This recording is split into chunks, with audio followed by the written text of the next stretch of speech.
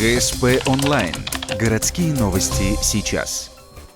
Среда. Центр славянских культур. Полным ходом идет подготовка к открытию фотовыставки. Она приурочена к 70-летнему юбилею ухтинской отрасли «Культура». В планах осветить не один десяток лет истории центра и показать весь спектр культурной жизни разных национальностей. А их немало. На выставке свое наследие представят украинцы, белорусы, литовцы и многие другие жители города с историческими корнями из разных стран. Экспозицию составят из снимков с праздничных мероприятий центра, а также из личных архивов. Всего порядка 200 фотографий. Когда я буду проводить экскурсии по выставкам, приглашать будут со все национально-культурные автономии, то, конечно же, попрошу, чтобы, подойдя к какой-то фотографии, они вспомнили это событие, вспомнили эту песню и, возможно, перенесли это в реальность.